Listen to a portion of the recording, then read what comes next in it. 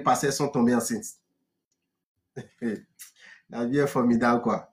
Au moment où d'autres sont en train de pleurer, de prier, de solliciter Dieu tous les jours pour tomber enceinte. En ce moment maintenant, il y a des femmes qui sont enceintes et qui sont en train de pleurer parce qu'elles sont tombées enceintes.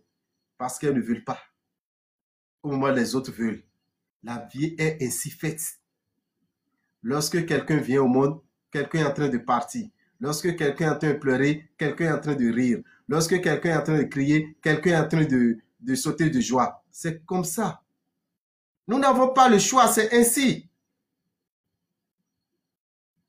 Mais vous ne voulez pas tomber enceinte sans votre volonté. Vous ne voulez pas tomber enceinte sans votre programmation. Voilà, ça vous surprend. Vous venez à peine de commencer un boulot. Et vous êtes même en temps d'essayage. Vous avez peut-être 6 mois d'essayage. Et voilà, vous êtes déjà enceinte. Pour rien du tout.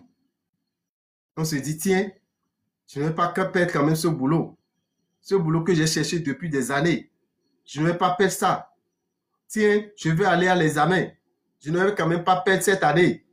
Il a plein d'arguments qu'on annonce pour finir avec la vie d'un fœtus et qui n'est pas sans conséquences spirituelles. Qui n'est pas sans conséquences spirituelles. C'est vrai qu'il y a des pays qui ont voté cela. Et on permet à la femme, si elle ne veut pas, elle peut avorter.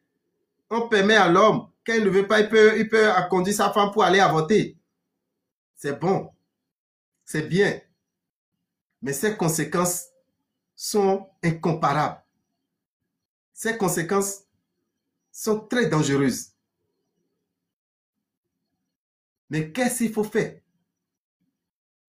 Aujourd'hui, là, les plannings. Il y a des plannings que les gens font. D'accord? Pour ne pas attraper une grossesse non désirée. Mais même au moment, ces plannings également créent d'autres problèmes aux femmes. Créent d'autres problèmes aux femmes. Il y a des femmes qui font le planning et c'est là, elles ne font que saigner tout le temps. À cause de ça, elles sont tout le temps en train de saigner. Tout le temps menstrues. À cause de ça. Il y en a qui, tout le temps, au même moment qu'elles font ça, elles commencent par grossir. Ça les déforme. Et votre femme change complètement d'aspect. Elle change complètement de physique. Et c'est en ce temps l'homme commence par regarder ailleurs. Qu'est-ce qu'il faut faire pour aider les femmes? Qu'est-ce qu'il faut faire pour que la grossesse ne vienne pas quand je ne suis pas prêt? C'est bien possible. Hein? Nos ancêtres, ils sont formidables. Les connaissances qu'ils ont, on ne peut pas les mesurer. Ils ont énormément de connaissances et puis ils savent. Ceux qui sont venus nous blesser, ceux qui sont venus tout emporter de chez nous, le savent. Mais nous-mêmes aujourd'hui, on ne croit même plus en nous-mêmes. On ne croit plus en notre réalité. On ne croit plus aux puissances que nous avons. On ne croit plus aux connaissances spirituelles et aux connaissances ancestrales que nos parents ont. On ne croit plus à ça. Et on se comporte comme eux. Parce que quand on se comporte comme eux, ça leur permet d'évoluer. Ça leur permet de nous dépasser. Et vous ne savez pas. Vous voyez ce qui est là? C'est une bague. Hein? C'est une bague. Et la femme porte. Une femme qui met cette bague au doigt n'aura pas une grossesse non désirée. N'aura pas une grossesse non désirée. 90% des cas, c'est très rare. Peut-être 10%, 5%, et on vient constater parce que quand vous portez cette bague, vous ne devez pas consommer de la papaye. C'est son interdit. Mais la femme peut consommer la papaye sans savoir. Vous allez prendre un jus, vous ne lisez pas ce qui est écrit là-dessus. Vous ne lisez pas toutes les compositions, vous buvez seulement. Ça peut détruire la bague. C'est dans ces cas que ça se passe. Sinon, Ça serait vraiment compliqué. Déjà, même quand vous portez la bague pendant longtemps, et la bague vous laisse des traces sur le doigt, tant que cette trace-là ne disparaît pas, vous ne tombez pas enceinte. Donc, ça veut dire que quand je porte, et je sais que, oui, je voudrais bien tomber enceinte dans le mois de juin ou bien dans le mois de juillet, j'enlève déjà la bague maintenant. Si je constate que j'ai des traces, le temps que la trace ne s'efface, on appelle ça la bague Djoloté. Djoloté veut dire mon désir. Mais il faut avoir une grossesse désirée. Il faut avoir une grossesse désirée. Les grossesses non désirées créent beaucoup de problèmes dans les relations.